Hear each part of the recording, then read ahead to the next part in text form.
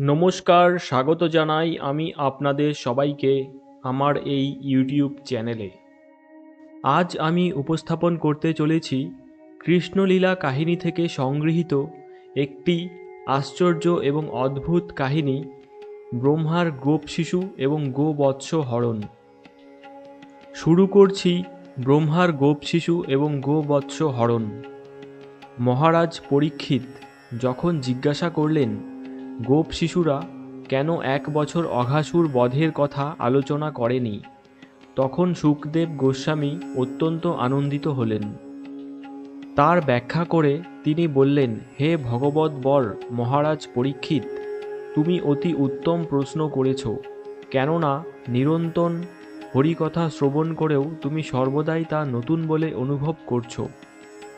ভগবানের ভক্তদের স্বভাবই হচ্ছে তাদের কায়, মন, বাক্য, ইন্দ্রিয় ইত্যাদি বলা হয় কৃষ্ণ ভাবনামৃত, এবং যিনি এইভাবে শ্রীকৃষ্ণের কথা শ্রবণ এবং শ্রীকৃষ্ণের গুণ কীর্তনে মগ্ন, তার কাছে এই বিষয় কখনো পুরানো হয় না। এটাই চিন্ময় এবং প্রাকৃত বিষয়ের পার্থক্য। প্রকৃত বিষয়গুলি একটু পরেই বাসি হয়ে যায় এবং একটা সম্বন্ধে বেশিক্ষণ শোনা যায় না। মানুষ তার পরিবর্তন চায়, কিন্তু অপ্রাকৃত বিষয়কে বলা হয় নিত্য নব নবায়মান। অর্থাৎ ভগবান সম্বন্ধে যতই শ্রবণ বা কীর্তন করা হোক না কেন, আমরা কখনো তাতে ক্লান্ত হই না।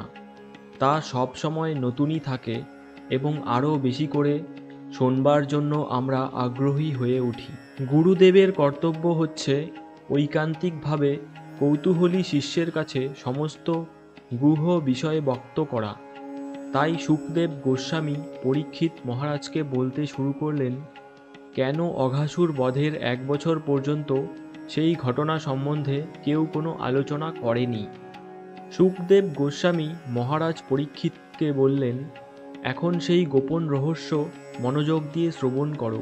অঘাসুরকে বধ করে তার মুখ থেকে তার বন্ধুদের রক্ষা করার পর শ্রীকৃষ্ণ তার বন্ধুদের নিয়ে একটি সরোবরের তীরে এলেন এবং বলতে লাগলেন, হে সখাগণ, দেখো এই সরোবরের তীরটি কত মনোরম।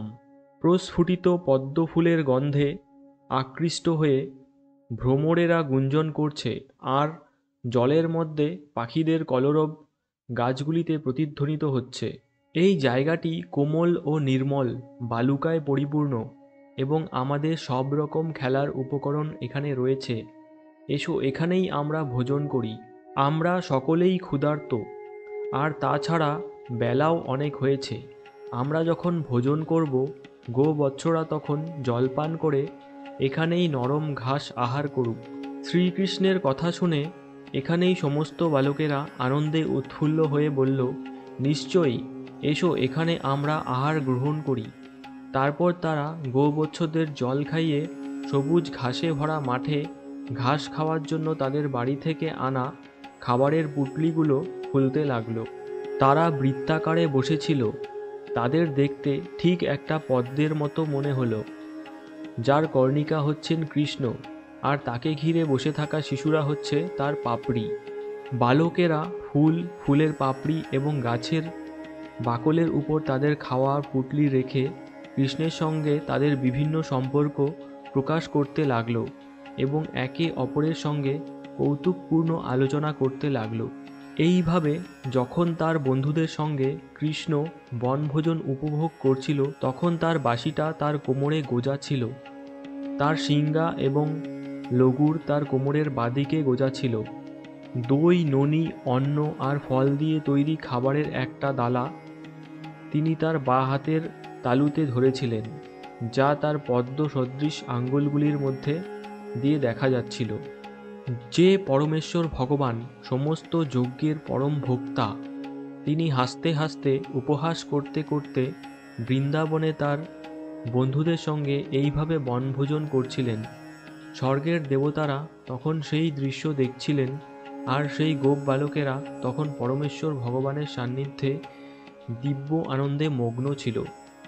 এই সময় গোবৎসগুলি কাছেই গোচারণ ভূমিতে ঘাস খেতে খেতে নতুন ঘাসের হাতছানিতে ধীরে ধীরে গভীর অরণ্যে প্রবেশ করল এবং তখন আর তাদের দেখা গেল না।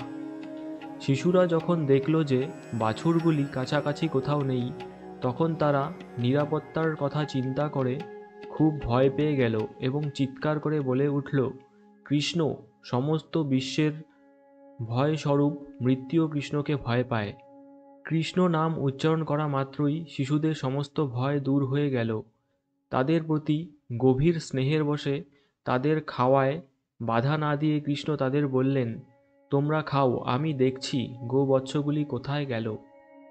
এইভাবে কৃষ্ণ তখন উঠে গিয়ে পাহাড়ের গুহায় এবং ঝোপঝাড়ে বাছুরদের খুঁজতে লাগলেন। তাদের খুঁজতে খুঁজতে তিনি বনের মধ্যে গেলেন, কিন্তু কোথাও তাদের খুঁজে পেলেন না। ইতিমধ্যে অঘাসুর বধের পর স্বর্গের দেবতারা যখন অত্যন্ত বিস্ময়িত হয়ে সেই ঘটনা দর্শন করছিলেন, তখন বিষ্ণুর নাভিপদ্ম থেকে যার জন্ম হয়েছে সেই ব্রহ্মাও তা দেখতে এসেছিলেন। কৃষ্ণের মতো ছোট্ট একটি শিশুকে এরকম অদ্ভুত একটা কর্ম করতে দেখে তিনি অত্যন্ত আশ্চর্যান্বিত হয়েছিলেন। তিনি যদিও শুনেছিলেন যে এই ছোট্ট গোপাল বালকটি হচ্ছেন পরমেশ্বর ভগবান, তবুও তার আরও অধিক মহিমামণ্ডলী লীলা দর্শন করার প্রয়াসী হয়ে তিনি সমস্ত গোবৎস এবং গোপ শিশুদের চুরি করে অন্য এক জায়গায় রেখেছিলেন।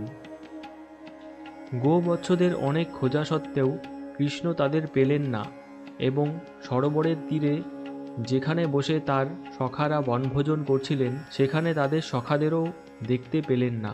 তখন সর্বান্তর্যামী শিশু কৃষ্ণ বুঝতে পারলেন যে ব্রহ্মা তার গোপ সখা এবং গোবৎসদের চুরি করে নিয়ে গেছে।